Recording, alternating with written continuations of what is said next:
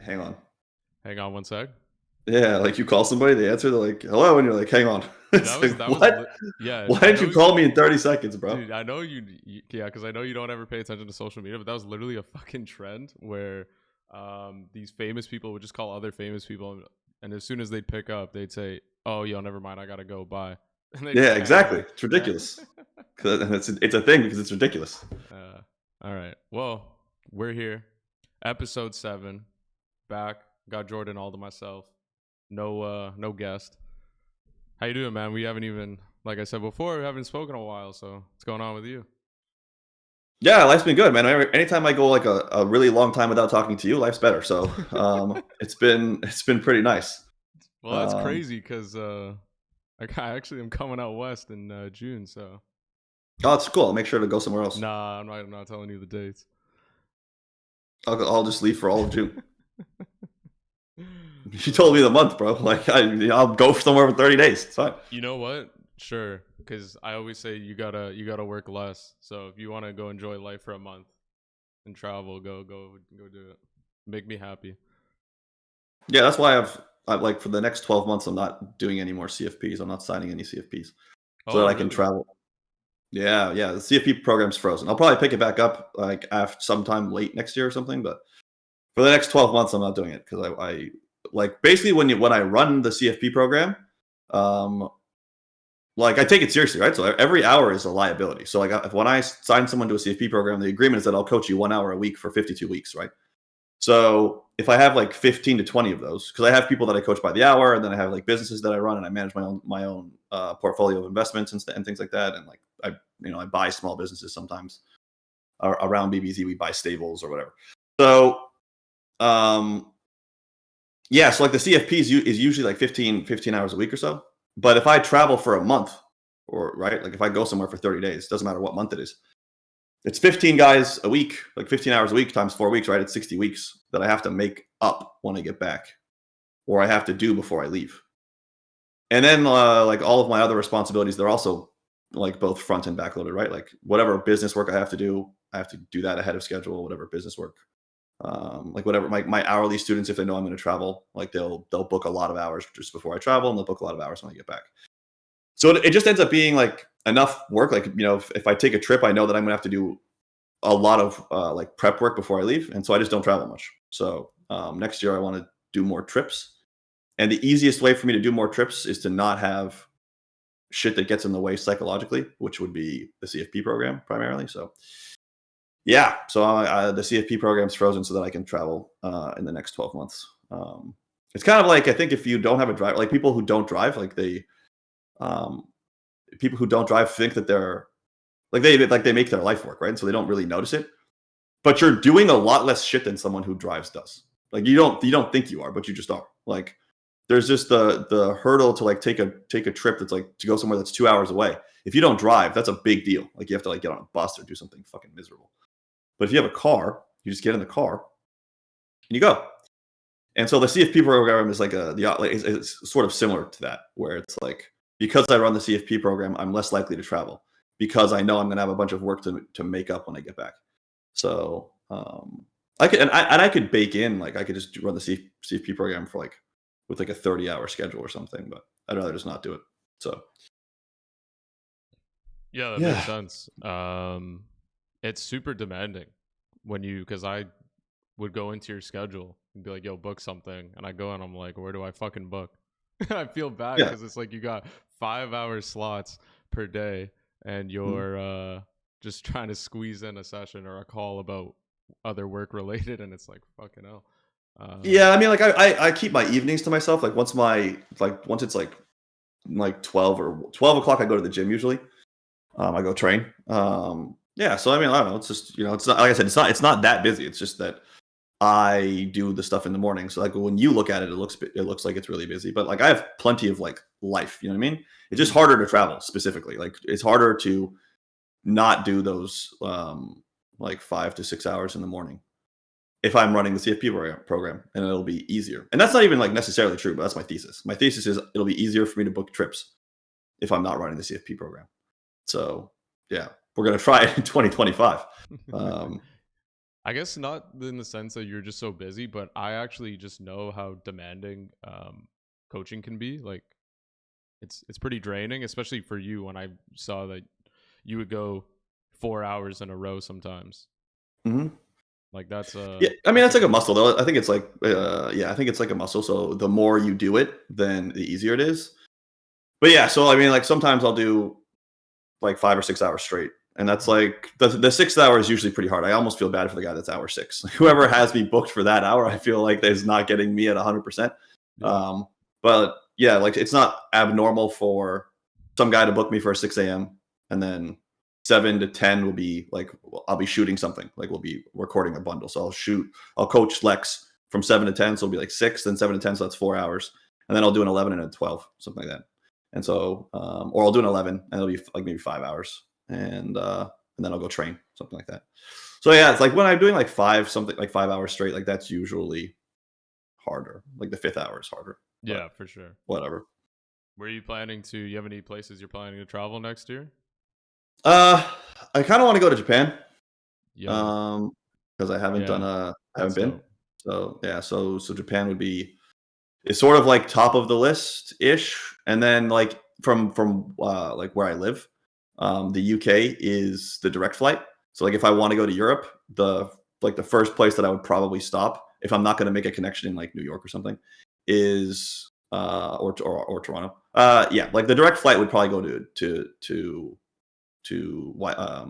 Heathrow. So that's like the least travel time, and I have a 7-year-old daughter. So like low travel time is sort of very nice because she doesn't like planes much, and she's cool. She's super chill. She kind of she has my temperament. Like her wife's my wife. Sorry, my wife, her mom, also has a really good temperament. Like neither one of us like freaks out about stuff, which is nice. That was actually one of the main things I wanted in a wife was someone that would just be like reasonable.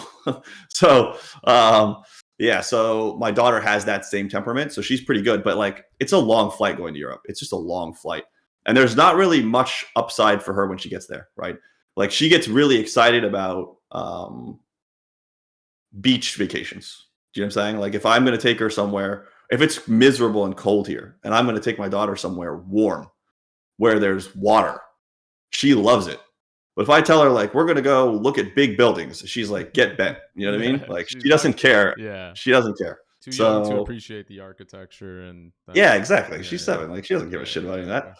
So yeah, so it's a bit much. So like it'll probably be a UK trip that involves my daughter. Like all the trips will involve my wife and daughter. So yeah, Japan, the UK probably, and then if I stay there, if it's truly a month, I might do like 2 weeks, and then after 2 weeks we go somewhere else because that's a little easier to kind of stitch together. Um, but yeah, Yeah, that's it. Like nothing concrete, like nothing laid out yet. But but that's and then like I'll the probably main thing. I have Hawaii in April already booked. Because one of my close buddies is getting married, Zach. So I'll go for Zach's wedding in April. Um, but yeah, that's that's all Yeah, I got. it's good when you go for a month though. If you're gonna book off a month, like and go to Japan, like you gotta not. It's such a far flight that you wouldn't want to just go for, you know, a week. Yeah, that's the other thing about traveling when you have kids too, right? Is like Yeah. my daughter's in school. So like a full month during school is like not really doable, right? So like No. it would have to be I mean, some parents would do it, but I'm not going to do it. I place a pretty high value on education and school and like learning that like you have responsibilities and you just have to like do it even if it sucks kind of thing. So like yeah, so she's not going to be able to miss that much school. So it would have to be during the summer for Japan, like or for a trip that's a month. Like any month long trip would be during the summer. Yeah, Yeah. Japan gets actually really fucking hot. I had a buddy who went there in August and he said it was, you know, every hike you went on, it's like 40. Yeah, that's the thing that's limiting is like the Yeah. weather. I think Japan has like a lot of different climates though, and that's my understanding. I have a very Yeah, they got superficial the four. understanding, but Yeah, I'm pretty sure yeah, they got the I four think that they seasons. have different climates, but like I think that geographically you can go to different regions and get different weather. But uh, yeah, I think that my ability to like go to certain places, like I don't know if I want to go to Spain in August. You know what I mean? Like I don't know if I want to go to Spain. I don't know if I want to go to Greece in August. Like last year or the year before, they had some really significant heat, and I don't know if how easy it's going to be. Like, I think a lot of the things that you would do probably don't involve air conditioning in Spain or Greece because of the like how old the architecture is. Like the side effect of that is you don't get AC. So if it's like super super hot, I think a lot of things you'd want to do are going to be super not fun. So when your kid's in school, like the traveling part gets more complicated. Yeah, for sure. I mean, you could. I think Spain will be fine. And like, I went to Portugal some years ago in August, and it was perfect. Which I would recommend going. Have you been? I know your wife's To Portuguese. Portugal? Yeah. No. For Europe, I've been to Ireland, like Prague, Czech Republic, Italy, but I haven't like spent much time in like I've been to France, but I was younger, and I haven't spent much time um, in the UK. Again, I've been when I was younger, but not as an adult. So On the topic of you doing the whole CFP program and whatnot, what did you find? Did you drastically change your approach to how you did your coaching, let's say, for the year 23, 24, than you did maybe, let's say, 5 years ago? Because I've always had this conversation, even with Jay, when we're talking about the climate of poker, and I tell him how far the game's come and how things have changed. yeah, of course. I mean, like if I said no, then that would just mean I suck. So yeah, like everything has to keep getting better. So like the way that I deliver the information has improved. The quality of the information has improved. Unfortunately, the quality of the opponents have improved. So I'm not saying that you're getting a better value necessarily, because like really when someone hires a coach, they want to like it's like you want to get better in an absolute sense for sure, right? But most people who hire you as a coach, they want to beat people, right? And so like the competition's getting better, right, all the time. So I don't know if it's a better value necessarily than it was in the past, but as far as the way the information gets delivered, yeah, I mean, like everything's just way better. The tools are better, so I like my understanding of the game is better. And some of that is just because it's just like, multiple more years of doing the work. But part of it is also just like I have access to shit that I didn't have access to before. So I have access to very fast multi-way solves. Like how does this three-way spot play at 100 big blinds, right? 10 years ago, I had no fucking clue, right? I could figure it out on paper and like do the best I could with it on paper. Like multi-way MDFs and things like that, and like try to drive strategies that made sense, that were kind of logical, kind of rational. And that's what it did. But, and like all of the solvers agree with all of that. It's not like they don't. So like big picture, like macro strategy, a lot of it looked pretty good, right? Multi-way pots, you have like higher nut ratios because you have two opponents, right? So like the aggregate nut ratio, like the total nut ratio you're up against, if the two ranges are the same, the total nut ratio is doubled because you have two opponents, not one, right? So what is the impact that's going to have on bet size? Well, it's probably going to be smaller, right? Like these aren't things you need a solver to figure out. Like these are things that I knew before solver existed. Okay. The solver shows you that those things tend to be true, but like the solver will show you, hey, look, like on this board, even though there are two opponents, like the combined nut ratio is still low. So actually you can still bet really fucking big. And it's like, oh, like that's pretty cool because, like I know that that's how it would work, but like you're sort of uncertain because you didn't have the tools before. So like those types of things get way better. Okay. And that's just like one example of how, like I can solve a three-way spot for 100 big blinds using Prometheus, in like 30 seconds. Okay. So there were iterations. 10 years ago, there was no multi-way solver. 5 years ago, we used, simple three-way for the most part. And simple three-way to solve that poker problem would take a week, right? It's not a figure of speech either. Like it might have been unsolvable for the computer that I had, which is probably the same one as this one. It could probably solve it, but it would probably take a week, right? I'm not exaggerating. That's one poker problem, and it would take me 7 days to get a high-quality answer. Okay, I can now get that same answer in 30 seconds. So from not being able to get it at all to 7 days to get it to 30 seconds to get it, right? So like, is Jordan better at poker as a result of that? Fucking hope so. You know what I mean? Like, I hope so. As far as the coaching itself, yeah, like it's more structured. I have opinions about like how easily certain things get learned. Um, and I teach those things first when I first start working with people. Like the filtering system has gotten much deeper and more robust. So my ability to like pinpoint, first of all, I'll look at someone's game statistically, and then how efficiently I go from seeing like a statistical overview of someone's game to let's fix these these are the problems with it. That's faster just because I've got more reps. But then like once that stopped working, which doesn't take very long to be fair, like, hey, like these statistical holes in your game exist, fix them. Okay, fine. That's great, right? Like, and that's sort of like, I want to say like level 1 coaching. Like that's where most coaching, like what's where most coaching starts, including mine. And it takes people much further than when they started talking to you. Okay. But it's like, I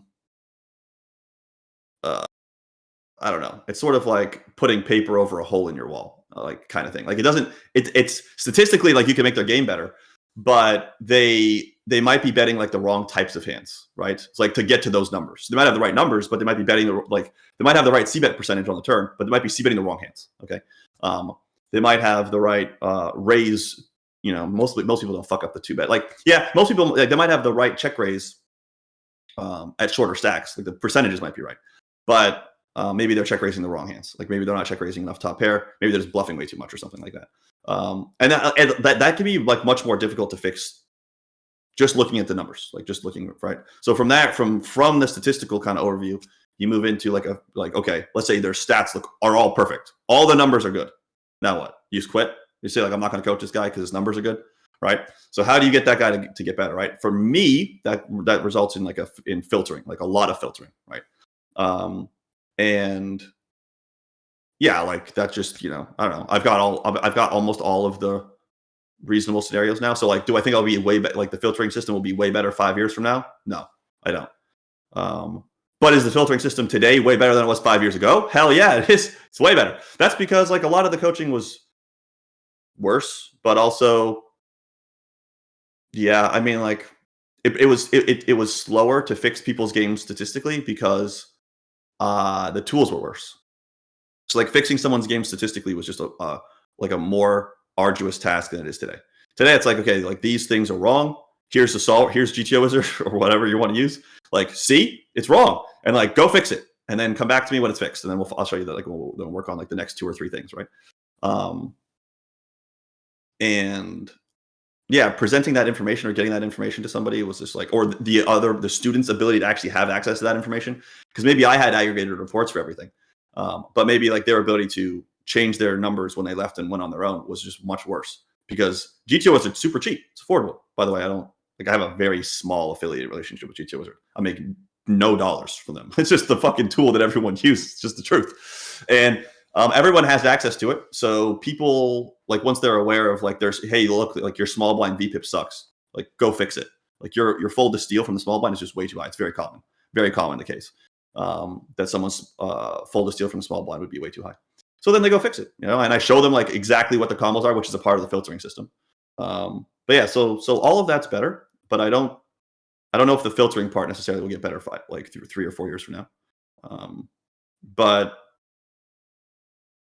I would say that more like if I look 3 years out, probably like the multi-way pot strategy, like teaching it is way better, because very soon there will be like aggregated reports for like a lot, if not all of the multi-way spots at like most reasonable stack depths. That's probably going to happen in like the next year, probably.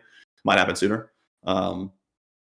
So like when you get that, then you'll know how all of the multi-way pots look statistically, and then you'll be able to segment that data out and look at like what people's numbers look like, and people's numbers are probably really far off of what they're supposed to be. And I have some of that done myself, but like the fact that I know, because I hired someone to do it, I hired Eugene to do a bunch of that himself in the past, so I have that like a good head start on that, and I've used that a lot to teach. Because nobody else has that. Like nobody that hasn't hired someone to do it or who's done it themselves has that data. It's not a tool that's public. But the public version will exist, and the public version will just be like at scale and just way better than what I would do privately. To like just for my own lesson. So like I kind of kiboshed it, and I'll just wait. I'll just wait until it comes out. And yeah, people's games will get much better at that point, I would assume. And the same thing will happen probably for ICM adjusted scenarios, right? Like they'll be able to do like like when I did the ICM boot camp for GTO Wizard with Kevin. One of the things that me and Fimo and like some of the other coaches, I don't remember all the coaches that did it, but it was really well done though. But one of the things that we talked about was GTO Wizards need to get equal stacks. Like this was, I think it was my recommendation, and then they all jumped on board. But the need for equal stacks, ICM adjusted sims, and even though those scenarios are completely fictitious, right? That's the way that you learn, right? Like like it's really helpful to have like an equal stack scenario ICM adjusted to compare all of the like real models to. So like you've got your base case, which is like 50 bigs equal stacks, 40 bigs equal stacks, 30 bigs equal stacks on the final table, and then you contrast those archetypes with like the actual staggered stack depths that are hypothetical that they have in the models, and then you can learn like where your strategy goes from there. At the moment, we don't have like GTO doesn't have that, but during the ICM bootcamp, I made it pretty clear that I thought they needed it. So we'll see if that gets rolled out soon or whatever. I have no idea what their timelines are for stuff, but yeah, yeah, I mean, you're gonna get close to the right answer anyways. If when you start off with, it's kind of like when you first started looking into the asymmetric stacks for just even chip EV, when you just see that if there's one short stack involved versus two in your decision making.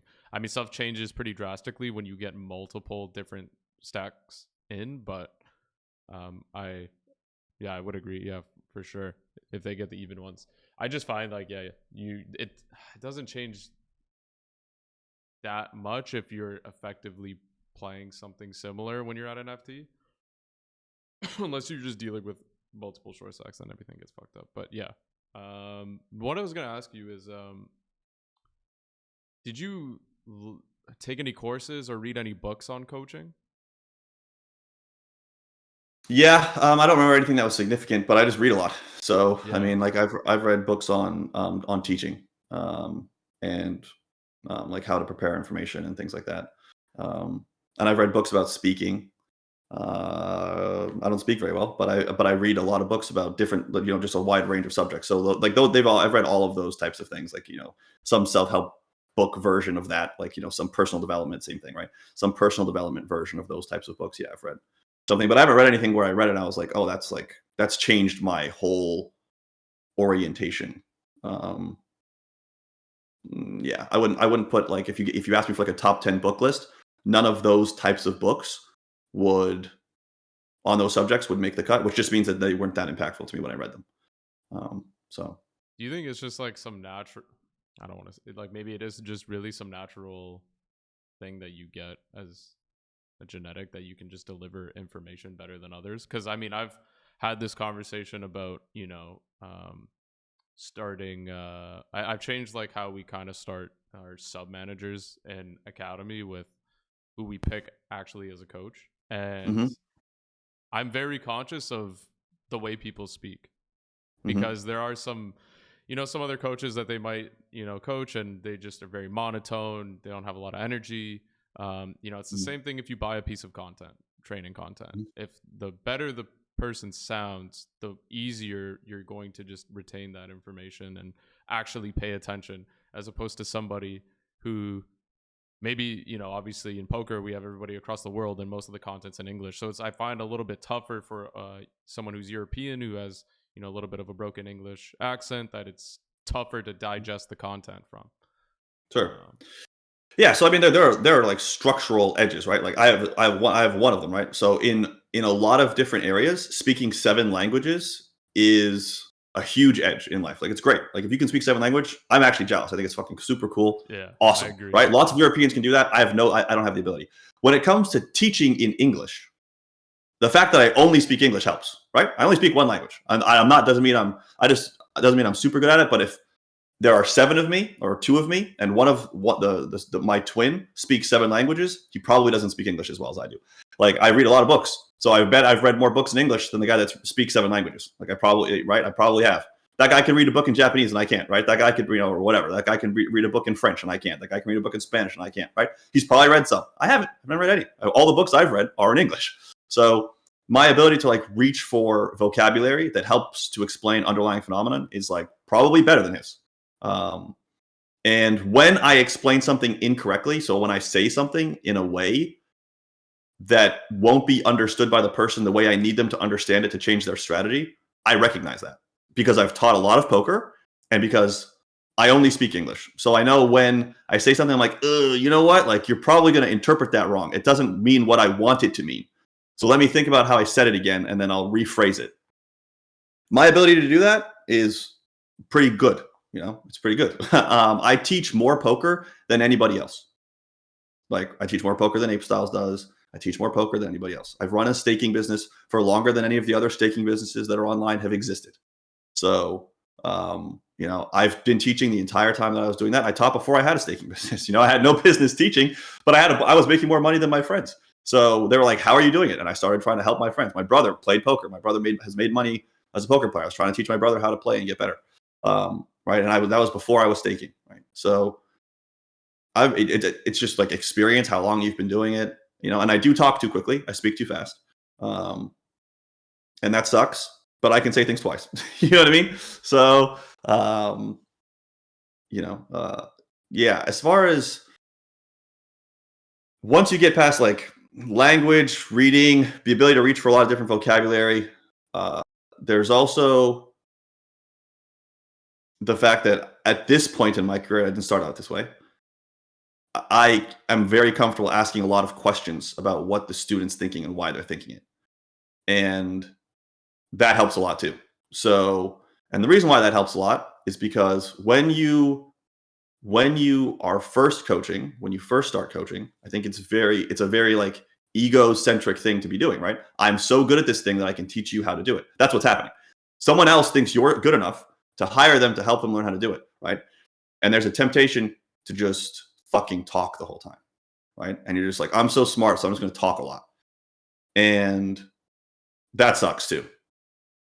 So you kind of have to get over that. And I think some people get over it more naturally. Some people have less of an ego than I do, but I do think that poker has a selection mechanism for people that have egos because, like to play the game, you have to think you can beat the rake. So that's a pretty arrogant starting point, right? And then to play higher stakes, that takes an ego too, because you're like, I can beat these guys at higher stakes, and like to keep climbing and to get to really high stakes, yeah, you have to have a bit of an ego. So to have enough ego to get to high stakes, so that people want to learn from you, so that you're competitive enough to be able to teach the game, but then not have so much ego that you can't listen to the student explain their thought process so that you can correct it. Like you're starting to get into like things that are intersecting that's maybe difficult to have both of those both of those traits going on at the same time. So yeah, I find that's when I really feel like I did a good job in in an hour of coaching, when because I've been telling my guys lately, just ask a fucking question, or if I say something you don't understand, or if you're thinking a certain way, because I always ask how do you think about this spot and what's running through your mind. But when they ask a question that I find is very fundamentally flawed about how they're thinking about it, and I correct that, that means we're making progress. It's going well. So I also think a little bit too, like what I meant to say before is I feel like you got to have a little charisma as a coach, because you got to be high energy. If anybody's ever attended a Jordan seminar, guy gets pretty passionate sometimes. Sure. But that makes it fun and keeps people in tune, so I think that's I mean, like I'm pretty mindful of that too. Yeah. So it's not entirely like Jordan's just high on coffee all the time. Yeah.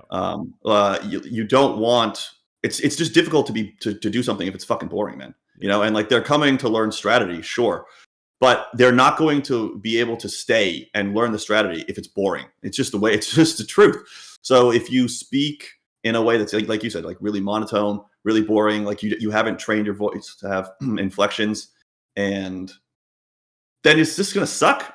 And so no one wants to be there and no one wants to listen to it. And that's also difficult to teach, right?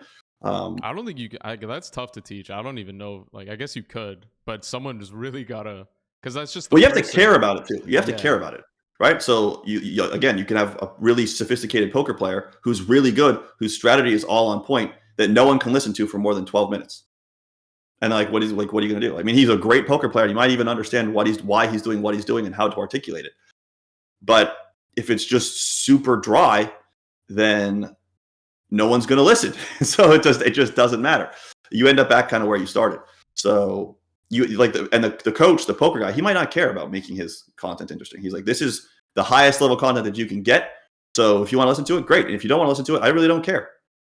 And like, that's cool. But I have I'm running a business, so I have a commercial incentive to make sure people care. So yeah, I try to be interesting while not talking about something stupid, right? Like we're staying where we are, but we're keeping people engaged so that they get the most out of it. They stick around. My business, endures, sort of thing. So yeah, there's just a lot of different variables that when you're thinking about teaching, even knowing why someone who's really good is doing what they're doing and being able to explain it. Like there's lots of guys who come up with the right answer and you're like, why'd you do that? And I'm like, I don't know. It's like, okay, well, that's not really very helpful. And a lot of those guys are really educated because maybe they've put a lot of reps in with like running sims. Maybe they're just really smart, but for a lot of people, maybe they run a lot of sims and they've seen a lot of outputs. And the way that and their memory is really good, and they can organize it in their head really well, but they can't articulate it in a systematic way to someone who doesn't know, like, why does it work this way? Well, I saw it in a sim. It's like, okay, like, how do I? So that's great. I didn't see, like, you can show me the sim, but how am I going to learn that at scale? Like, how am I going to, learn a lot of information quickly that way? You can't, right? So to organize the game into a bunch of different systems that other people can learn very quickly, that's a different thing than planning it. That's a different thing than that. And that's to get most of the game organized that way takes a lot of time. Like, it takes a lot of work and it takes a lot of time and it takes a lot of, okay, like I have this system, but now there's this other spot. Like, I think I have this system, and now this other scenario doesn't work with this. Why not? Because you can't just not reconcile that, right? And so you also have to be, you have to have enough like intellectual integrity to reconcile all of those dissonances that arise. And a lot of people don't have that either. And maybe they don't have the commercial incentive, or they don't care, or they're just playing and they're just trying to get better. So like when that arises, they might not even be aware of it, because you really become more aware of the dissonances when you're trying to tell it to someone else. Because then someone else will be like, oh, that makes sense for this, but like it does, but like, why does this spot work the opposite? And then you're like, fuck. And you're like, oh, I never thought about that. And coaching publicly to a lot of people who are good at poker, because most of my clientele is pros, for 15 years, like, yeah, the stuff that I say that doesn't reconcile gets exposed, and then I fix it. So I don't know. There's so many different variables that are kind of driving like what makes someone a good coach or what makes someone good to learn from. And I'm not even saying I'm the best guy. I'm just saying these things are all true about me. Like those things are components of what I'm doing. And that's, it's hard. It's not easy. It's not everywhere. You know what I mean? It's not everywhere. So the supply of people that can do that and are committed to doing that is not significant. Am I the best coach? I'm not going to say I'm the best coach. Is Pads a better coach than me? Might be. Is Pads a better player than me? Probably, for sure. I would say sure. Pads is a better poker player than me, right? So go learn from Pads. Like, that's cool, right? Like, there's a market. Some people like learning from me, and some people go learn from him. I think he's fucking awesome. I love Pads. I think he's very insightful, right? And there are other guys that people can learn from that aren't me, right? I don't have to persuade people not to learn from those people. Go learn from Pads, right? And like, if you find that you don't want to learn from him, like, come learn from me. And the same thing can be said about like Ben CB or other people, right? There are certain things where I think I have an edge on guys like Ben CB. My language is one of them, and I'm not like, it's just a fact that like I don't speak any other languages. I just speak English, and so I can, yeah, I'm aware of the things that we already talked about, we already referenced, right? So, but I'm very comfortable with people being like, I don't want to learn from Jordan. I want to learn from someone else. I'm like, good, dude. BBZ Poker has a bunch of coaches for a reason. Like, we don't just have me. We have Bowie, and we have Pone Diddy, and we have Ape Styles. Some people will say like, I don't want to learn from BBZ because he's not competing at high stakes anymore. Cool. Sign up at bbzpoker.com and learn from Bowie. You know what I mean? Like, you don't have to learn from me. I don't care. So yeah, that's sort of how I think about most of that.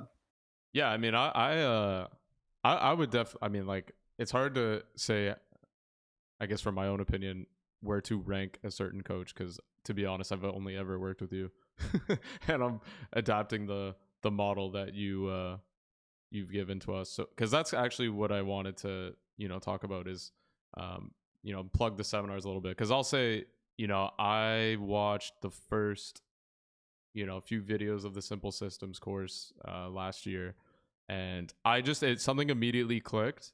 The way that you approached it opened some third fucking eye for me to look at the game from a whole different perspective, but it clicked instantly. And I just kind of wanted to talk about like what you maybe do differently than so many other people.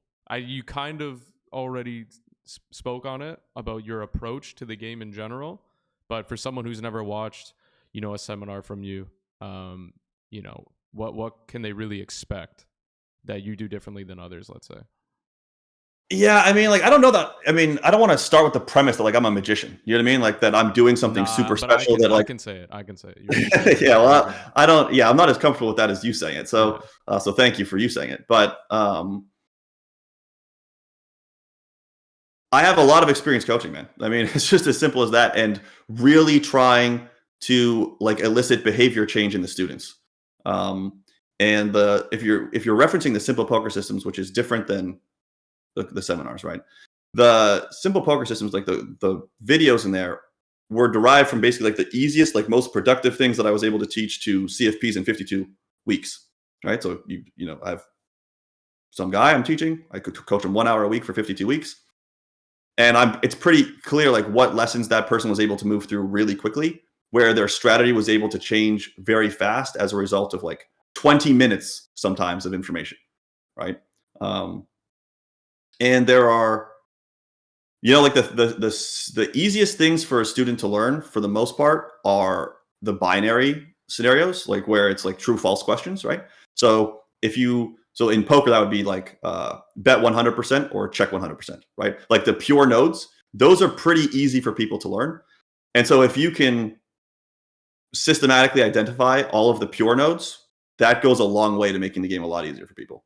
So you're like, okay, in all of these situations, we're just going to bet all the time. It's like, okay, no problem. You know what I mean? Like in all of these situations, we're just going to check all the time. It's like, okay, no problem.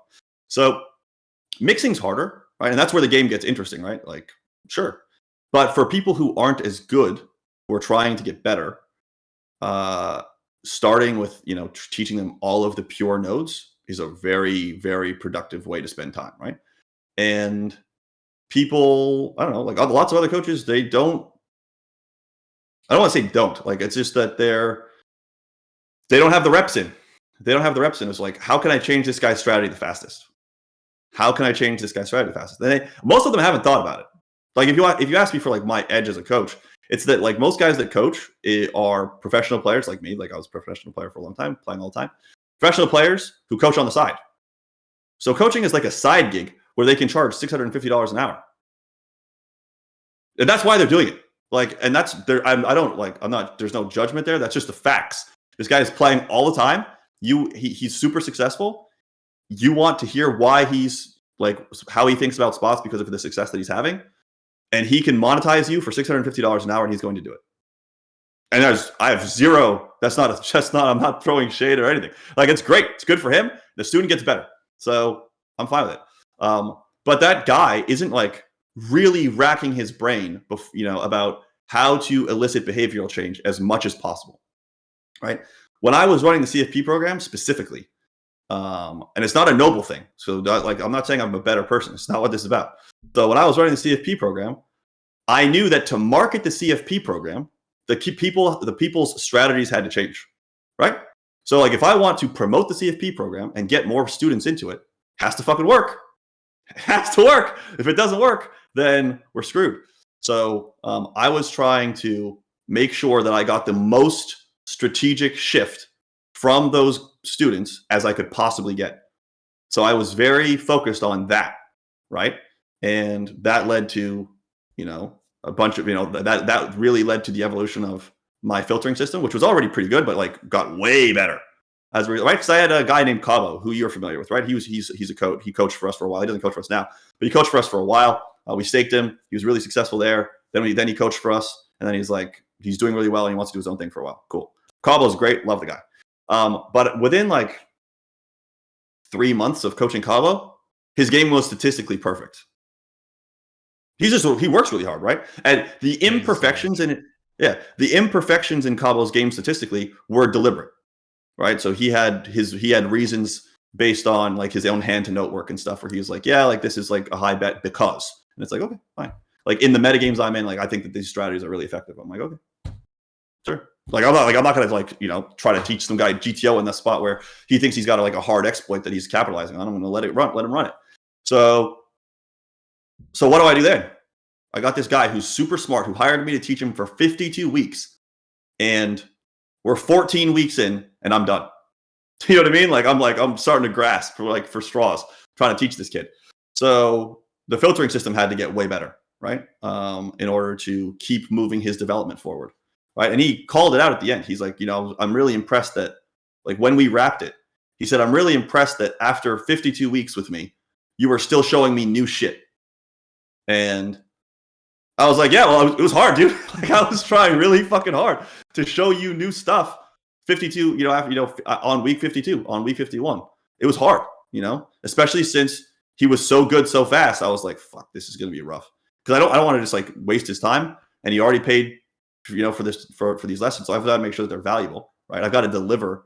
My reputation kind of hinges on it, right? So there's a bunch of things, but I think that if you're just like you coach by the hour on, you know, because there's demand there, and you charge $650 an hour, and that's like really awesome. Like the coaches just aren't trying very hard, which is, you know, so it's like, what does Jordan have that other coaches don't have? Like I'm trying, you know, I don't think I'm like innately better than they are. I just think that like, you know, a lot of them aren't really trying super hard. They have other incentives, which is fine. So yeah, I mean, they're not doing it for free. Hey, can I get an hour of? Well, I mean, I'm doing it for money too. But I think that if you don't like, I think that format changed the nature of the relationship in a way that if you just coach by the hour, the relationships hasn't changed like that, and that leads to behavioral change on the part of the coach. It's not because I'm a better human. It's just like I used a structure that forced certain things out of me that wouldn't have happened had I chosen a different structure. Right? Like, I'll be honest, right? Let's say I was coaching Cabo. So use him as an example because me and him get along really well. So I can use his name and stuff. So if Cabo had booked 14 hours with me, let's just say after hour 14, I was like, this dude's super good statistically. If he'd only booked 14 hours with me, I probably would have told him not to book more. Because like I think that the other coaches have integrity too, right? So like if after 14 hours, like we go through, we get his game statistically cleaned up, everything looks good, right?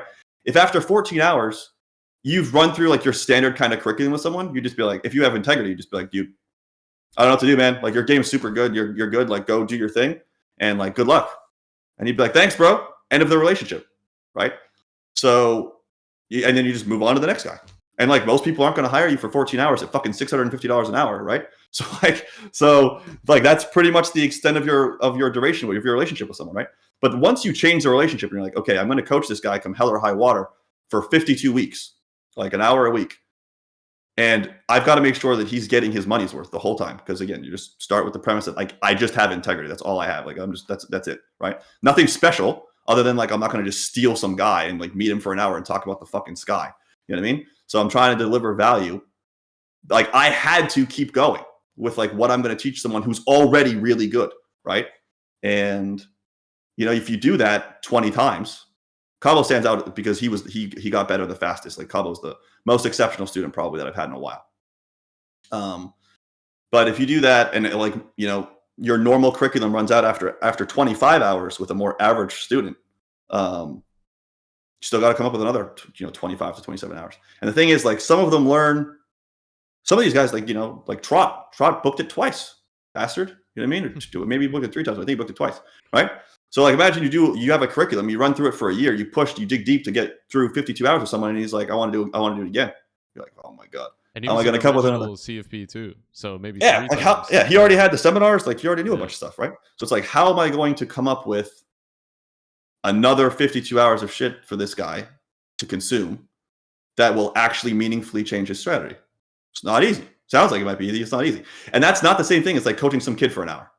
Coaching some kid for an hour is a fucking joke. Like you could just talk about fucking anything. You know, you can pick any topic for 1 hour and you're good. But like, if you don't have a lot of different topics you can go into, then the guy's like, yo, oh yeah, I remember this. Yeah, we did this one. I remember this spot. Like those hands are old. I get like my strategy is different now. Like I wouldn't do this now. I know how it works. Let's do something else. And you're like, okay. And then you're just like, okay, let's do that. He's like, no, we've covered that. Okay. It's harder. So like the long duration relationships where you're teaching the same person, like forces you into, forced me into like a stronger filtering system that covered more parts of the game that I wasn't used to covering, that I wouldn't normally have covered, right?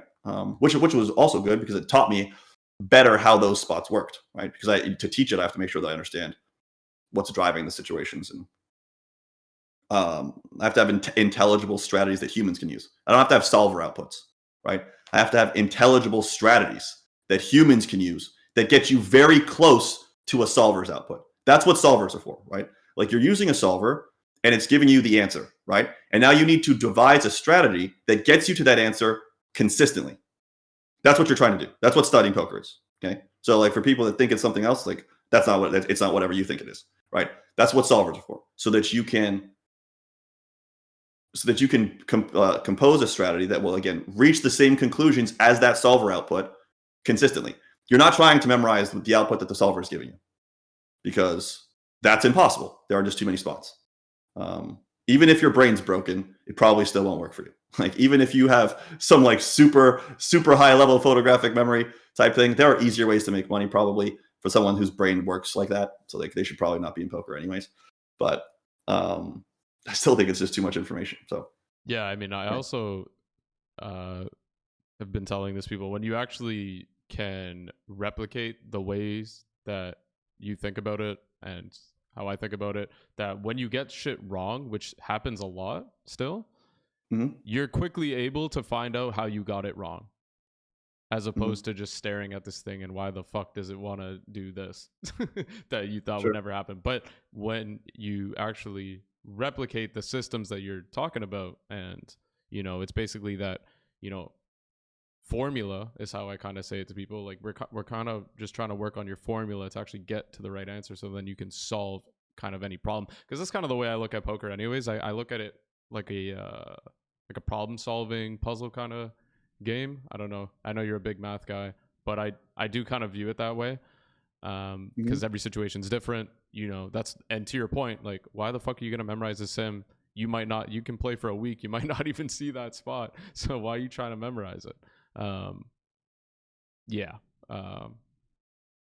Cool. Yeah, I mean, I think a lot of people think that like what I'm trying to teach them is like a G, or like what someone from the outside in would say is like, oh, Jordan's just trying to teach his students like a GTO strategy. Not really. Like I'm trying to teach people strategies that are actual strategies that agree with what a solver's output is likely to look like on average. And then it'll be wrong, as hopefully like in certain respects predictably wrong, right? It will be predictably wrong in certain respects, where particularly when ranges are wide, where the solver is able to really like nail down blocking effects in a way that I'm just not good enough to do that at a high level, like at a really high level. So like for example, if we're talking about like blind versus blind, limp pot, check down to the river or something like that, or like bet flop gets called blind versus blind, check turn, and then we're talking about blocking effects on the river, where the calling range on the river that you're going to be up against includes bottom pair, second pair, third pair, right? And there are just a bunch of different variations of those pairs that will call, including high card hands, right? So thinking about what the most effective blockers are from using a blocking effect type of system there, that's going to be like really fucking hard for humans. Okay. Now you can use a really simple system there. You just bluff with the hands that have the lowest EV. Right. That's really easy there, right? Now, conversely, if you get to the river and the board 3 flushes and you overbet the flop and you overbet the turn, and you're thinking about jamming the river for like 1.5x pot or something, right? And the board 3 flushes, probably going to be, or the board 3 flushed on the turn. Let's just say that the river's not dynamic.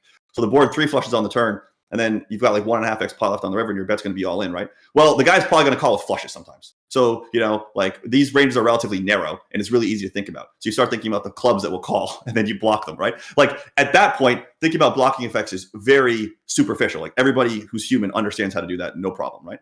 But again, like those examples that I gave you, blind versus blind, bet flop, check turn, get to the river, or check down to the river, again, with wide ranges, button, big blind, same kind of idea. Thinking through the blocking effects in those types of scenarios is very hard. And so a human who's just like staring at the solver's output, trying to like empathize with themselves, like, why do I suck so bad? Like, why do I keep getting this wrong? It's like, because this is not really doable by you, bro. Like, this is not like, not really, like, not without like infinity reps. Like, this is going to be like, yeah, sure, if you played this spot only all the time, you could probably do it. You could probably get to a point where you're like, your answers look like the solver's answers. But if you're trying to have a bunch of different skill sets within the poker tournament, which are like playing the bubble, playing the final table, playing final 2 tables, playing final 3 tables, playing at different stack depths, right? Like, you're asking too much of yourself if you think you're going to get the solver solution in a spot like that, when as it relates to like the bluffs and their blocking effects to like a small bet size, like where you're evaluating betting like a third or something, right? Now you can make that easier by, again, just deferring to a different system where you accept the fact that your answer is going to suck in advance. You're like, this is not the answer, right? But I'm going to use a system that's driven by bluffing with the lowest EV combos instead. And then I'm just going to be wrong by like the blocking effects. And I just accept that I'll be wrong by the blocking effects because I don't really think anybody else is going to get the blocking effects right either. I don't give a shit. Let's just move on to something else that I can study. But now you've got a practical answer to this problem, even though it's the wrong answer. And even though it's the wrong answer, it probably doesn't cost you much EV. It's probably it's a pretty good answer. It's a competitive answer, right? So I'm not really teaching people solver outputs. I'm not really teaching people GTO outputs either. I'm teaching people, like I try to teach people strategies that make sense for the situation that they're in, right? And you have to be sort of realistic about, okay, in this situation, you should be able to think through these blocking effects, and we should aim for the solver's output here. We should be like the solver's output's the North Star. We should be trying to get there. Like, we should try to modify and refine the strategy in ways that help us to understand what's going on so we can get this output, closer to right. And then other times you're just like, nah, just let it go, dude. It's fine. And like the ability to know like which spot's which is, I don't know, like not everybody knows. Not everybody has it. And it's also subjective, right? I have my opinions about that. And some other guy might be like, have a different opinion. And I just be like, okay, well, you do it your way. I do it my way. You do it your way. So, yeah. All right. I think we'll use this last little bit. So we are live streaming on Twitch, those of you watching the recording. And we will... I got some questions already, and if anybody wants to ask any other questions, fire away.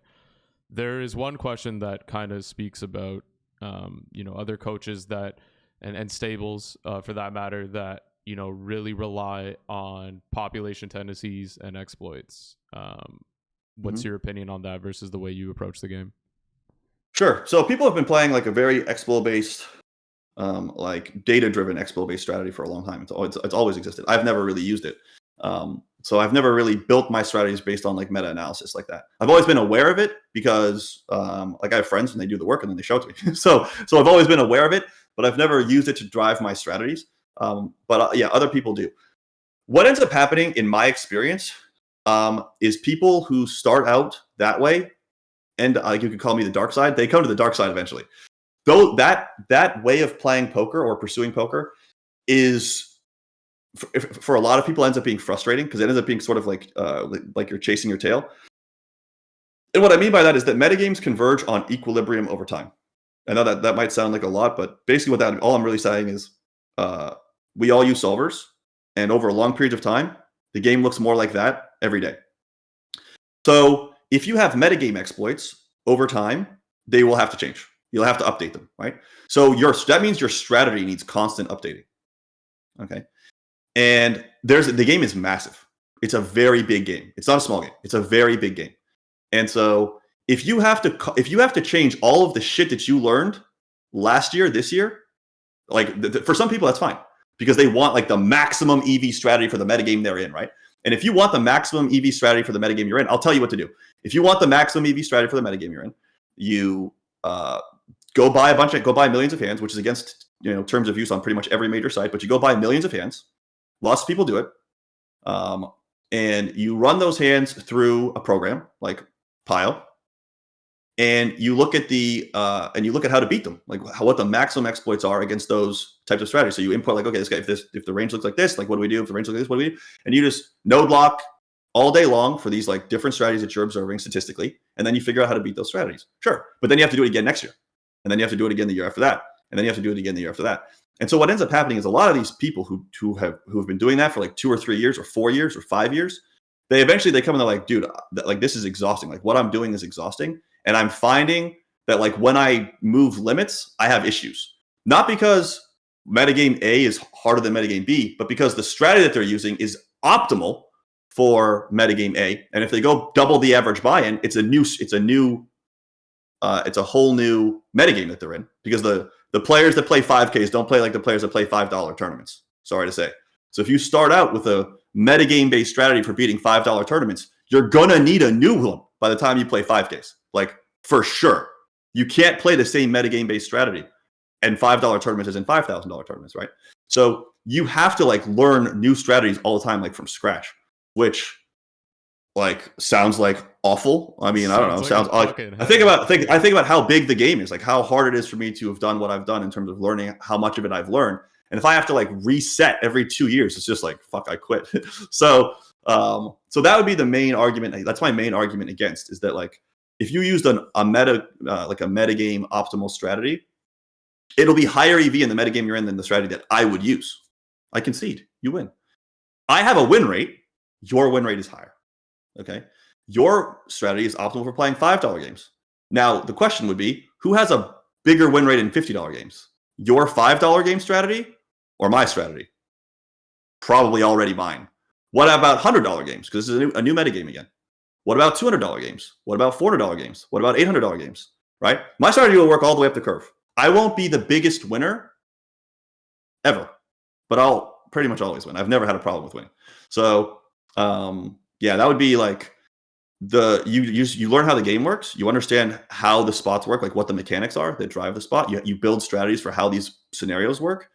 And then now people can still fuck it up. It's not like people can't fuck everything up, right? Like, for example, I'll give you a really good example of someone who could really fuck things up for me, right? Like when Dom was doing like limp or 3.5x, like now I'm probably going to behave more rationally than that. Like, that's the thing, right? I'm going to behave more rationally than that guy playing some metagame derived strategy, because Dom's playing an off metagame strategy for sure when he does that, right? So yeah, I'll still outperform that guy actually. So it's like even then, like I still outperform because I know I'm using mechanics. Like I'm trying to understand the mechanics that are driving the spot. Like the limp is going to be a weaker range because it's smaller. It doesn't take as much limp. So the limp will be a weaker range. The 3.5x will be a stronger range. Like my big blind defending range is gonna move. So like that's gonna impact which boards I hit. Like I'm not gonna lead boards. I'm not gonna lead certain board textures anymore against that sort of a range. Like, you start to understand things and you're more comfortable with like the fact, like you understand what drives your strategy and how it behaves. So then when someone uses a different one, you think about the same drivers. But if you're just using a metagame focused strategy, then you don't understand any of the mechanics. So like when someone gives you like an off tree output, you're just like totally fucked. So I'm not a fan of it, right? Again, I acknowledge that it works better in like the metagame that it solves for. But the reality is people don't stay in the same metagames. So yeah, I think that you can use a metagame based strategy if you've already gotten to high stakes. Then I think it's really productive, right? And I will concede to like as information that like I did do that when I competed at high stakes. In the sense that like I went over the players that I played. I've never data mined or anything like that. But the specific, like when I played at high stakes 6max hypers, I went over the 3 most active regulars. So there were 3 guys trying to like who were very public about trying to like clear the Supernova Elite record for the year. It's like the most number of like it was like the fastest like Supernova Elite race. And so like Shablin Vlad, Moldy Onions, and Aweiss. These 3 guys were playing like so much poker that I studied their specific strategies, right? I didn't like they were playing so much with me. I didn't need to data mine anything. But those 3 guys, like I was playing so much poker with them that I built strategies specifically for them, right? And I crushed those guys. Like specifically Aweiss, he lost a lot against me. That to the point that he hired me, where he was like, I want you to explain to me what's wrong with what I'm doing so that I stop doing it. And I was like, well, you're making me a lot of money, but like, sure. So like I still did it. And yeah, but like that's more, hold on. Like that's more like where the metagame is stable, right? I was competing at the highest stakes that ran for that format already. And these guys I didn't feel like these guys were going anywhere. So it felt like, a very productive use of my time. But I think for like some guy that's playing $5 games, like seems like a ridiculous, like just learn how fucking the mechanics of poker work. Why would you not want to do it that way? Yeah, I agree with that. The only thing I was just wondering is just similar to, because this is where, well, for one, I like the way we think about it the same. One, because I could just sleep at night. I'm not trying to think. Like, I made a joke with new guy 89. I said, "You're a fucking field player, bro," because he's always playing around with AI and then doing all this stuff. But Sure. I was like, I don't know how you sleep at night, man. If I make one wrong river decision and it looks like I check it after and it's a massive blunder, like I'm losing it. But my thing is going back to when we were talking about coaching and looking at statistics, and you can see that these numbers are what they are. But when you actually look under the hood, you run your filters and you find out where the actual errors are coming from. Do you think that's the pop data could be misleading in a way? So what do you like? Oh, it's like their strategies aren't even really optimal because Because my thing is, like, you see some guys not c betting enough in position, sure, right? okay. From your population data, Mm-hmm. but it's like, So how where are they? not from population data, right? You're talking about stats in like in a HUD. Well, You're I'm not just talking looking in about. a vacuum, right? Like you Are you get talking all about one these, guy though? Are you talking about a metagame though, or are you talking about a guy? a metagame. Like you have Okay. all these, like, so you have everything, right? But this is my Mm-hmm. thing is, like, even when we go through databases, like sometimes like some guy's button RFI is like 5 points off, and I'm like, and it's a Mm-hmm. small sample, so I'm like, okay, let me run my filter and see if anything's wrong, and it's all fine. Like there's nothing. There's a couple folds. There's standard ICM because, again, it's a whole Mm-hmm. other fucking thing. Mm-hmm. But when you get all this data and it says that people are folding too much, or if they're not c-betting enough, where is it coming from though? That's the part that I never really got, because I don't think it's that simple to just say, like, oh, I'm gonna overfold this guy because he's not c-betting enough. Yeah, it's not that simple. It's Yeah, harder. like that's why But I can't do it. I can't wrap my head around yeah, it. yeah, but like I mean, I'll just take it for granted that they're really good at it, right? Like I'll just lose. I'll just like concede that I lose. Like the like I don't have to argue that that my strategy beats that one in the metagame that we're in. So I'll just concede that I lose. The problem is we're playing a bunch of most people across their poker lifetimes will play a bunch of different metagames, and most people who play low stakes, that's the whole point. Like the whole point of them getting coached is so they don't have to play in the metagame they're in anymore. And so like teaching them like some like really optimized metagame strategy is like besides the point. So yeah, I understand what you're saying. Yeah. But I'll just concede that like their strategy is gonna be better than mine at beating like $11 freeze outs. I just don't care. Mine works great at beating $11 freeze outs. Maybe yours works. Maybe I have a 32% ROI and you have a 36% ROI. Congratulations. You know what I mean? Like, and then you go play fucking a $500 ABI and your ROI is minus 5% because your strategy is you're just garbage. Like you don't even know how the game works. You're just like you're exploiting $5 regs that aren't here, right? So yeah, like I don't know. I don't like that's. I just don't care. I just think the idea that I would do that it just seems waste. It just seems like futility. But I do think that if you play really, really, really, really, really high stakes, you're already at the top. You have to do that. Like it kind of reverts back where like you like the more you play against the same players over and over and over again, the more you have to analyze how they play. Yeah, I mean Right. that makes sense because you're playing small. You're playing super small fields. And the edges are super fucking thin. Everybody's good, right? You know what I mean? Like everybody's good. So like if you can figure something out and you can get an edge on somebody, like you take it to the bank, right? So especially when you talk about beating rake at that point, you're trying to. Yeah, that's what I mean. Like the edges are smaller, right?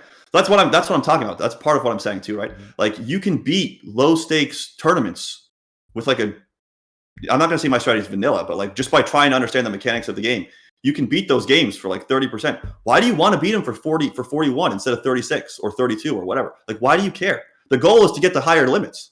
The goal is not to play $11 freeze outs with a metagame optimized strategy anyway. Why do you want to learn a metagame? Like, why do you even want to do that? Why do you want to do that?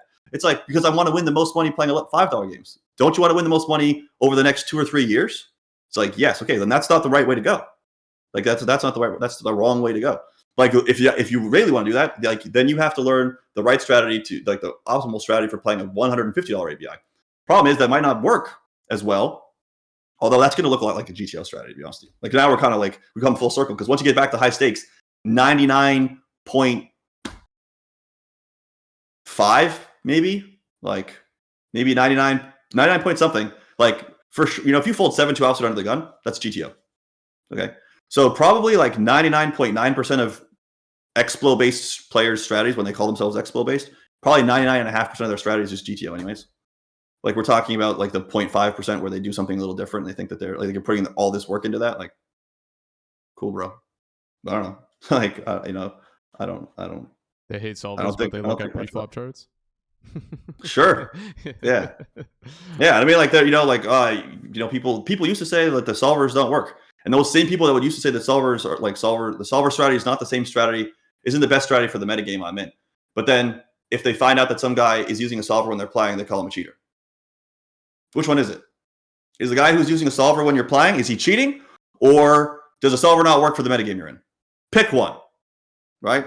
Like, I don't know. I mean, like most of this stuff is irrational. So like I just focus on trying to get better at poker, trying to understand what the mechanics are, understand like how does the spot work? Why does it work this way? And make sure that the reasons that you think are driving this spot still reconcile with all of the other spots.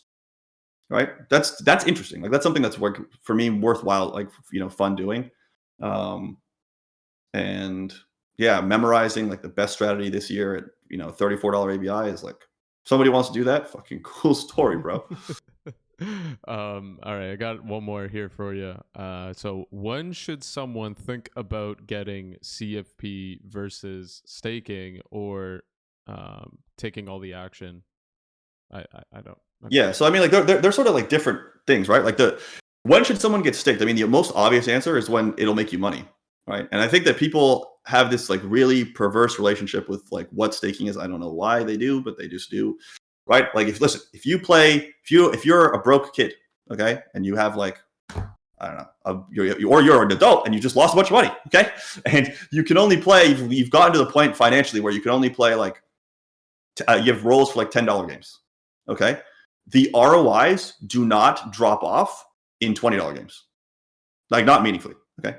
So let's just make it's not a crazy leap of faith assumption. Let's just hold the assumption constant let's hold one assumption that the ROI is the same at $10 games and $20 games. Now I understand that the ABI increased by double. So for a lot of people, that's not going, like they feel like that won't be true. But the reality is the competitors are largely the same. And so the ROIs don't really change. They change a little bit, but they don't change by much at all. So if you can only afford $10 games and I take half your money and I put you in $20 games, it's break even. If the ROI is the same, right? If the ROI is the same and the ABI is doubled, then right. So what just happened is you make the same amount of money per year. You're just playing twice the ABI for half as much money. The math on that is the exact same amount of income at the end of 12 months. The EV is the exact same. So now what are the free rolls? Well, first of all, the risk is lower. You're not running any financial risk at all. You're using someone else's money to play the fucking game. So all of your financial risk just dropped to zero. Okay. Now you're going to get coaching paid for, right? In some capacity. Like with us, you'll get access to the seminars, you get access to some private coaches, right? So now you've got coaching for free. Okay. If your life starts to get rough, you've got infrastructure around you, right? I'm not trying to tell people that we don't want to stake people where we need to pay for their whole fucking lives, right? But shit happens. Okay. So like you have support, right? These are all things that are free rolls.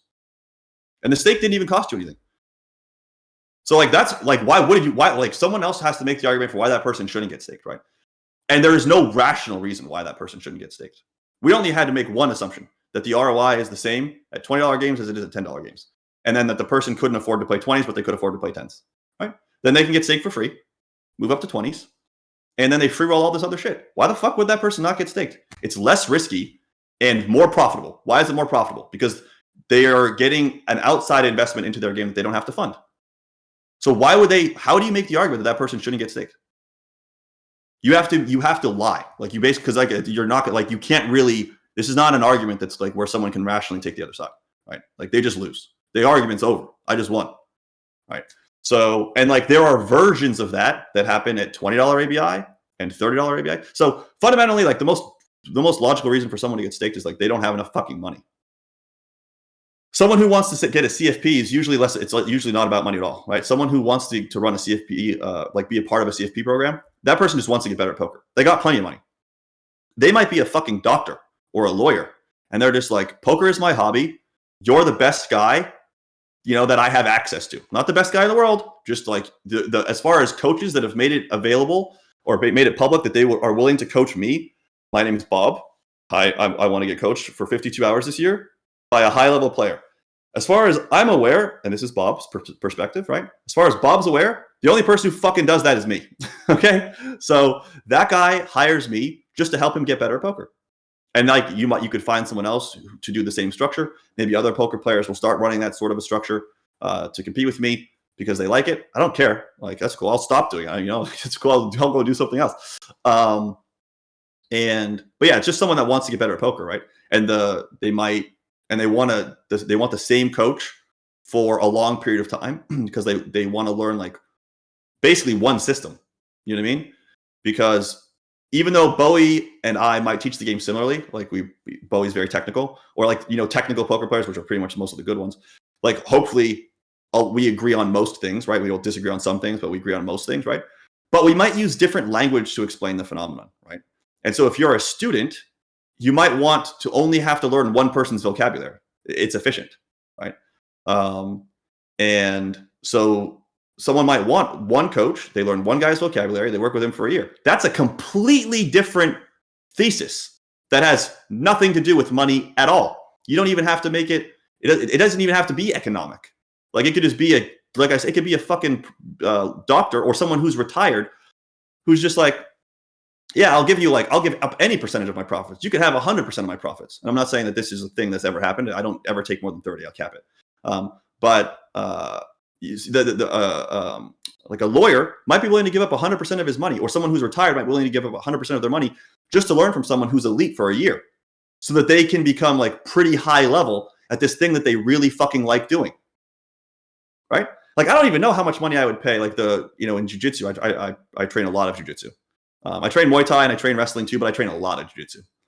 And if John Danaher is widely regarded as the world's best coach. Actually, John Danaher is the guy that I learned. You asked me earlier about like people who taught me something about coaching. John Danaher helped me learn a bit about coaching. Things from him, yeah, I picked up a lot of things from him. Yeah, and he's widely regarded as the best instructor in jiu-jitsu. And how much money would I pay for John Danaher he lives in Texas, to be my fucking next door neighbor and train with me every single day? How much money would I pay? I don't know. I mean, like, now that I say it, maybe I send him a message. I offer him $150,000 because I'd probably pay $150K for that. And like to somebody else, that might be like, what the fuck? You'd pay $150K for that? The guy, like, what are you talking about? It's like, money means something different to you than it means to me. Like, like it'd be cool to have John Danaher teach me jiu-jitsu, and I'd probably pay $150,000 to have him do that, right? And so some guy that's retired might be willing to, forego whatever for the CFP thing, right? Same kind of thesis. So, yeah, I would say CFP is a radically different thing than getting staked. They don't compete on the same dimensions. They're different things. What was the other one? Was there a third one? Yeah, I kind of like lost the question a little bit, the way he worded it. I guess versus just where was it? Versus taking all the action themselves and maybe just hiring a coach. Yeah. So yeah. So like those are, and then and then as far as like getting coached by the hour, which would be like the third one, which like you just hire the coach, right? Mm-hmm. I mean, like you can do that too. And the coach would probably run database analysis, and like that's what you would expect. You would expect the coach to run a database analysis for you, find the things that he thinks you suck at, that he can find statistically, and then give you some direction. And then you could do that once a month or once a quarter. And that's great too, right? That is going to be most bang for your buck, probably. To be like, being totally honest, right? That's probably going to be the most bang for your buck, as you get coached like once a quarter.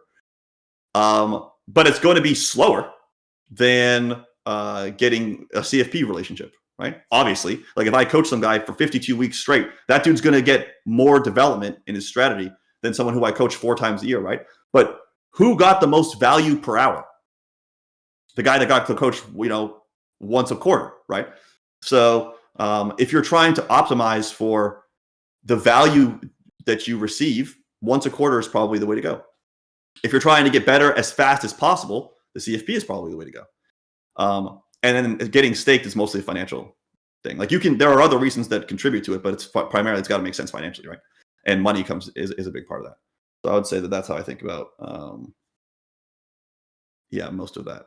Yeah, there's like a lot of I know, at least with Academy, I think Academy, like how that landscape is for staking, is actually kind of different than what you were more accustomed to.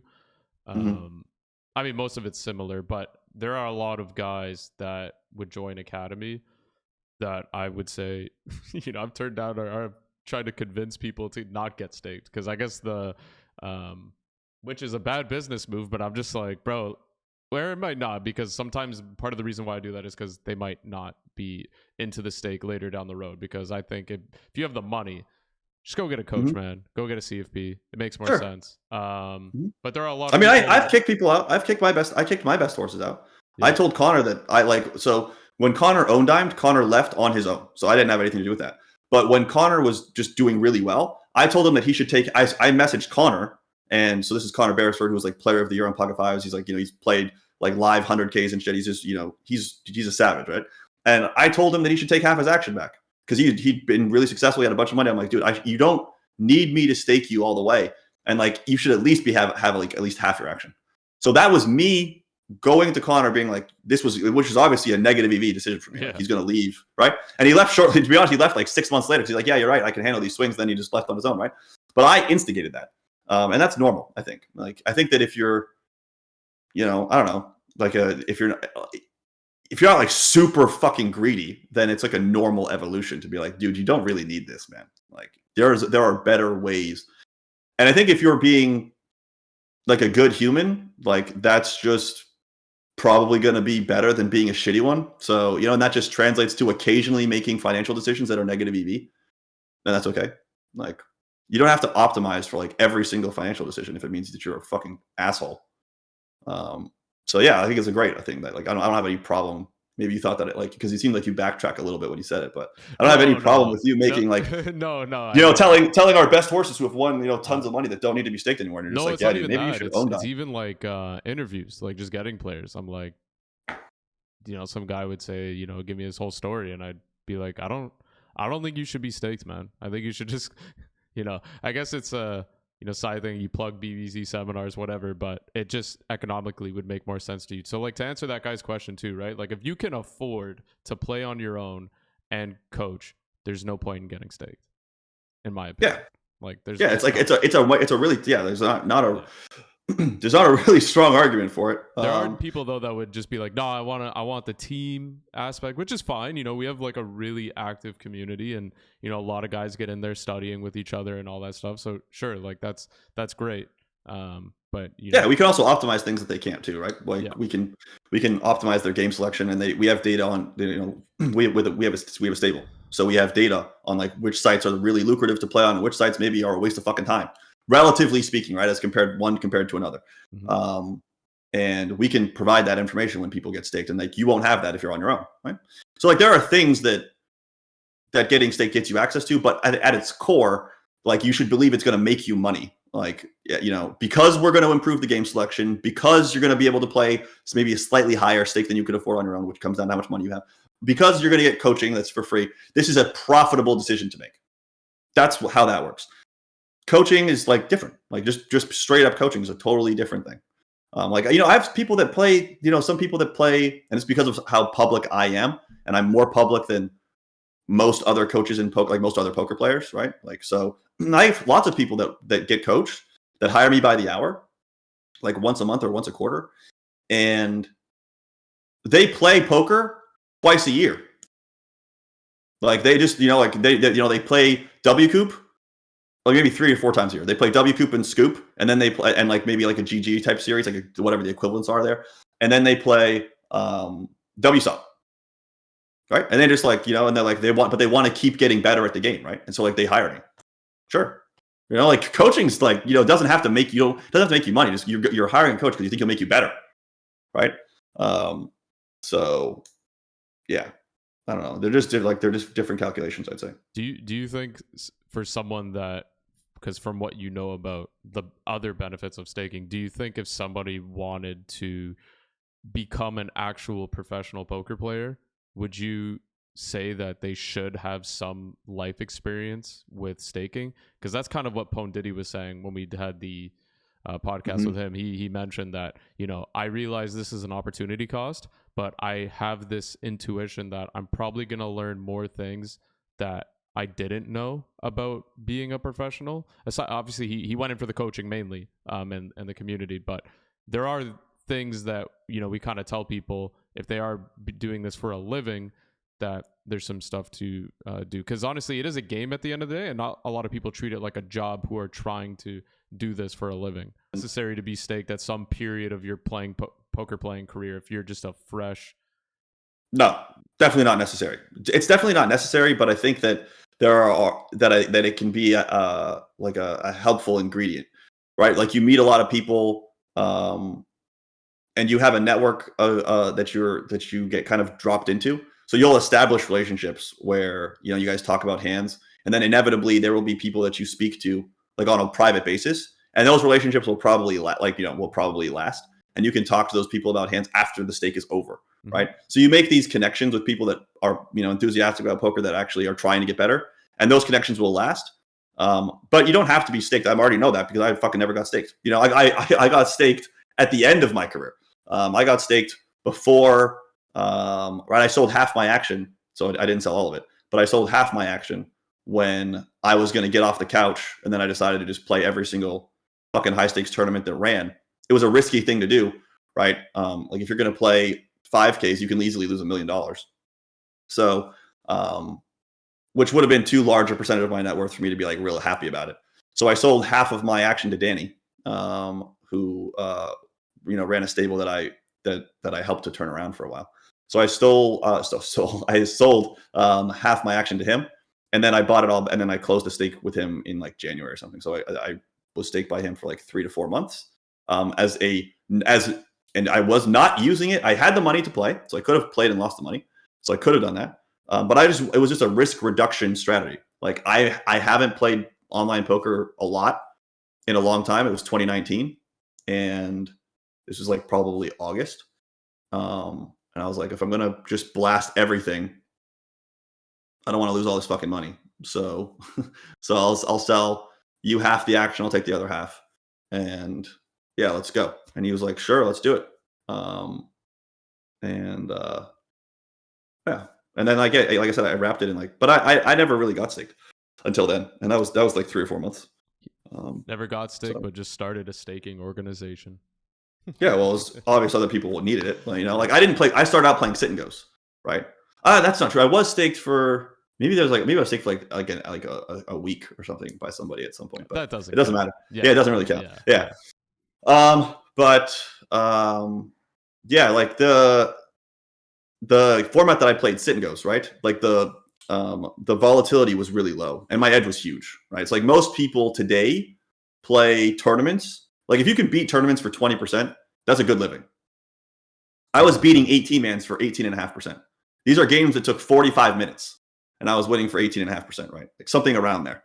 So I didn't have variance. You know what I mean? I owned it. Like during that time, I owned a fucking money printing machine. Is that breakback or before? That's before. Damn. I think.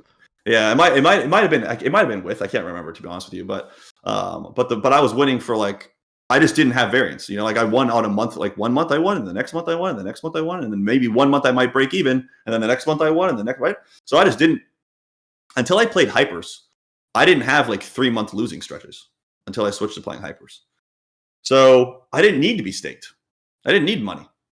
And because like I didn't have any variance, like I could just keep playing higher limits without swings, like without any like feeling like I needed someone else to take this risk for me. It felt like I had a job. You know what I mean? It felt like I had a job. Money's going to come in at the end of the month.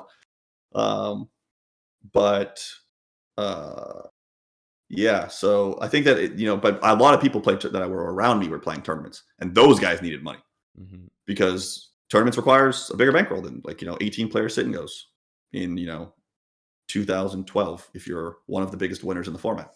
So it is what it is. How did you find playing the other day when you fired the WQ mains? You just like one table?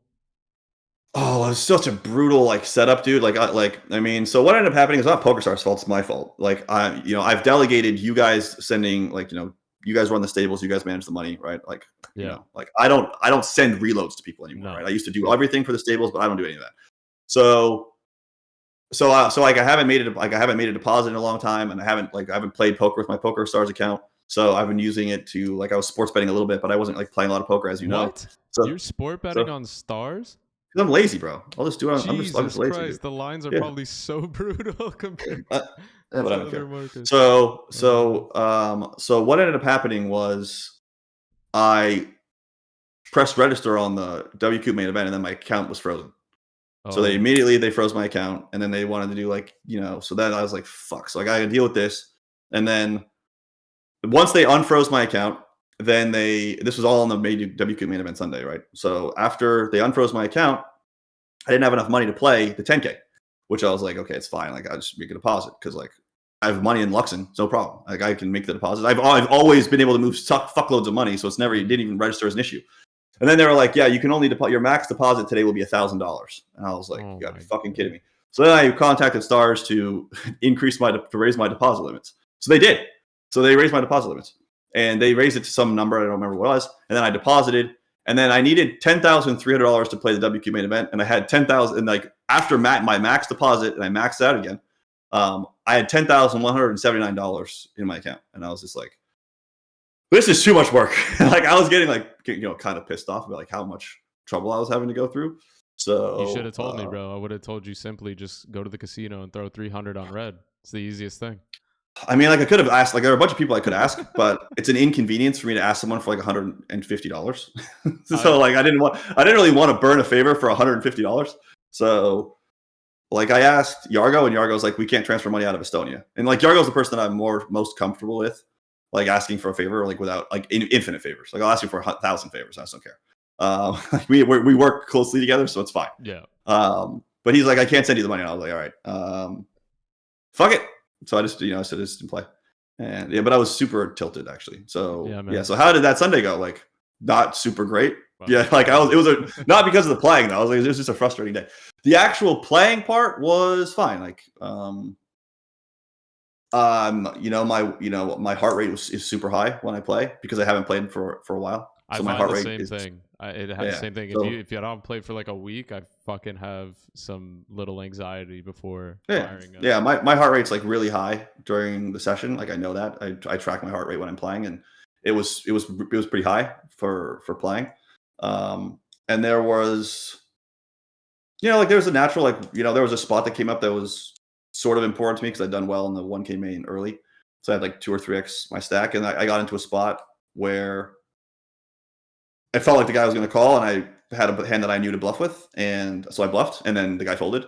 And like that's like the main thing that I care about when it comes to playing is making sure that I'm like making sure I stick to my intellectual systems Yep. as opposed to getting driven around by my emotions. So I was really happy with that. Like I don't really care. Like if I had at the end of the day, which doesn't matter, but at the end of the day, my EVBB per 100 was really high. I checked just because I'm interested in it because I don't play it. I shouldn't check. It's too small of a sample, but I'm a human. I checked anyway. And I had a really high EVBB per 100, so I was happy with that. But That's so un-Jordan of you. Let me check yeah, my like I'm a leg and fucking then go human, to dude. that. No, I check at the end of Who the session. cares, Like man? when I One finish. session. Yeah, yeah, it's one session. It shouldn't matter, right? But I still checked. Yeah, I'm just being honest with you, right? I'm not gonna I lie. know. It's So I funny checked. though. Yeah. If people have this And perception of I'm you, not a it's robot. Yeah, I'm not a yeah, robot. yeah, it's totally So wrong. yeah, and if to be honest, even though it was one day, like if it was really negative, maybe I would have played again the next day. You know what I mean? Because I'd have been like, "Fuck this," and maybe would have been more motivated to play again the next day. Yeah. But the main thing was that like when I felt like I didn't want to do something, I did it anyways. So that's like the main. I didn't bitch out. That's like sort of my main. That's my main concern is that like if I play and I get driven by my emotions or something, like then that's going to be a problem. Yeah. Did it feel good though? Because you coach so much, and then it's like, oh, I'm actually gonna like, yeah, I've been studying so fucking much lately, and actually play and see if I can actually implement or execute what I actually do on a daily basis. Because you barely play, right? And I've always talked about how there's just such a massive difference in that when you can actually Sure. fucking do it.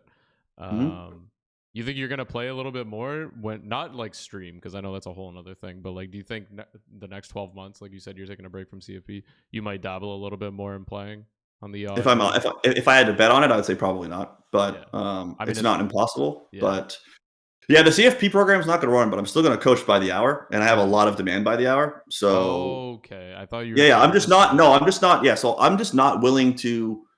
So yeah, just to make that clear, the CFP program is 52 sessions a year, right? So if Mhm. I travel for a month, that's 4 hours per guy that I have to make up. So that's 60 hours that I owe. And I don't want that. Like, I don't want that in the way, right? If I coach by the hour and I just block out it's fucking 3 months, I just block out 3 months. You can't book me. Like, I might, like, there'll be a bit more demand before and a bit more demand after, like, but it's not the same thing as like I have a liability where I owe these people sessions now.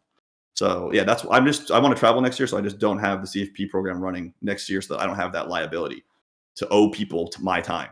Um, Yeah, no, it makes sense. but I like playing as well because I play in pretty soft player pools. So when I talk about how a lot of guys that I work with, I find they just massively over adjust because they're, mhm. like again, we were talking about exploiting and whatnot, where they just go way off the rails and just end up playing a really bad strategy. It's just, at least for me, fun to just stick to what I do normally and just, I just say, hey, do the same shit in my games. I got some Sure. guy, in a $500 Ontario tournament. This guy's 3x raising trash, doing all this. Like, it's in everywhere. You don't need to. I actually still implement what we're learning and teaching to everybody Yeah. else. Yeah. Yeah, of course. Sure. Okay. So we got a question from Sun God, like, why do some coaches insist that BB100 isn't important in MTTs? Because it doesn't measure your true win rate, right? So it doesn't measure like your ICM adjusted win rate, so it's not a true metric. However, um, every single successful winning player that I've ever worked with or know of has a positive EVBB per 100, right? So if Pads, and I don't know what Pads' stance is on EVBB per 100, but I don't think his EVBB per 100 is a negative number. And Ape Styles is not a negative number over large samples, and mine is not a negative number over large samples. And so good players who have positive ones. Now, does that mean that someone who has a 7 is better than someone with a 5? No. He might have a worse ICM adjusted strategy. So on a net basis, he might be worse. He's winning more chips. That's objective. That's what it measures. But does that necessarily mean he's winning more dollars? No, because tournament poker is driven by ICM, a large part of the decision-making process, right? So the EVBB per 100 metric is not a pure metric like it is in cash games, where it like really truly just tracks like how much you're fucking winning. But that doesn't make it an irrelevant metric, right? And we don't have a better metric for tracking your win rate. So yeah, that's like how I think about probably why other coaches think it's less relevant, because it's not as relevant as it would be in cash games, but it's still the best indicator we have, and it still works as an indicator. But yeah, it's just not factual. Like, if you're winning for 6 over your last 150K hands and some other guy's winning for 7, he's better than you. It's not necessarily true at all. Um, So that was one. Am I going to play poker after this? Nope. Um, Does being in a segregated market make it harder to get staked? No, being in a segregated market makes it easier to get staked. It means you're in a ring fence market where the competition is weaker, and most staking groups would love to fucking stake you. However, it can be more difficult to get you money. So you guys have to work out those details. But most people want to stake people who are in some version of a market where they're insulated from global competition. Global poker markets are much more competitive than insulated ones, in almost all cases that I'm aware of. So I don't know anyone that's like trapped in an awful market, right? Maybe it exists, but like for the most part, all the markets where people that are isolated are really, really good, and those markets are being protected really from international competition. And yeah, if you get if we get the opportunity to stake you, that's a plus, not a minus. Um, There's some questions about CFP, and I think you've answered that already. CFP is on pause for 12 months. Yeah, it's on pause. Would you say coaching players that are beginners would be good for players? Would be good for players that are more advanced? I don't even know. I don't think I understand the question properly, Hood Hunter. But Like maybe you're saying like can like at what point can someone start coaching someone who's a novice? I mean, like you could start, teaching your mom how to play poker right now. Like if you guys, if like there's nothing wrong with that. That's coaching. So, so this is later Palater or something, later potato or something like that. Simple poker systems is incredible value. Thank you very much. I appreciate that. Uh, yeah. If someone said that they were looking for a good bundle to get started with, like a good course to get started with, simple poker systems is probably the starting point for most people. And I think that takes us up to like, some of the stuff that you were mentioning earlier. I think that's most of it. Yeah, someone just asked, do the seminars cover all the topics that you teach in private coachings? Yeah. More or less. Yeah. I mean, like more or less. The seminars have thousands of hours of content, and it's sort of driven. But like we've covered all the topics, pretty much. Like if there's something that someone wants to know, then that's not in there, then we just do it. But it doesn't really happen. So for the most part, at this point, everything has been covered at least once. But have I done the entire curriculum? No, because I haven't really set out to do the entire CFP curriculum in the seminars. I could do that, but I haven't done it yet. I mostly a lot of the seminar work will be spots that come up a lot. So like button big blind, spots that are relevant for a lot of people, like button big blind, button small blind, button cutoff, big blind cutoff. Like we do a lot of reps there, and then we do. And then I do a lot of work with a guy named like a streamer, Kurt, in the seminars, and try to help him with things that he wants to work on. So there hasn't been like I haven't had like a deliberate attempt to like go through filter by filter in the seminars, but because of the work with Kurt, a lot of what's in the filters gets into the seminars. But again, it's not like a deliberate, 1-to-1 every single filter Jordan has been covered in the seminars. So that's not true. But like there's thousands of hours of content, and like most things have been covered. So I don't know. That's just the true answer. Is the consultation still available if we subscribe to seminars annually? Yes, it is. So if anybody that subscribes to the BBZ seminars for a year gets a free private consultation with me. It's not with a BBZ coach. I just do all of them. I'll answer this one really quick. Because I know this is a podcast episode and this is turning into a BBZ product thing.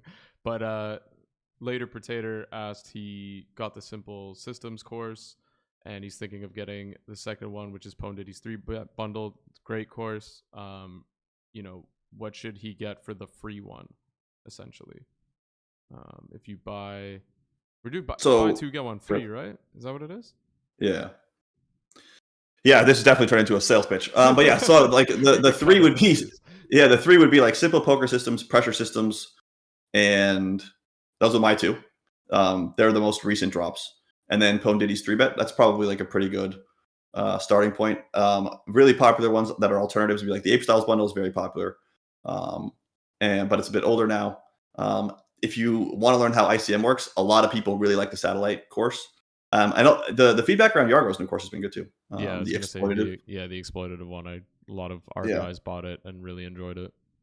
And then the other question was, started simple systems a while ago, studying chippy VRFI ranges. I have 94% accuracy in the trainer for 150 big blinds. How much accuracy should aim to move ahead? Is 90 plus accuracy good enough? Probably. Yeah, I would say 90% plus is pretty good. Like you probably know the spot. You really want to, you really just want to fix things you suck at, right? You want to not blunder, right? So like if you're at like 94%, like you're not really blundering much, go do something else. Go find something that you blunder at and go do that and fix it. Yeah, that's pretty good. Awesome. Cool. Yeah, we are good. It was a fun episode, man. Yeah, cool. Yeah, a good time. Thank you. Wasn't as bad as I thought it was going to be to hang out with Jake for this long. So, yeah, I managed to make it through unscathed. Wait till we go for dinner on June. Let's go. Yeah, never going to happen. So, thanks, guys. Appreciate all of you. Thank you, Jake. I appreciate you. We'll definitely do dinner if you show up. Later, guys. Bye. Bye.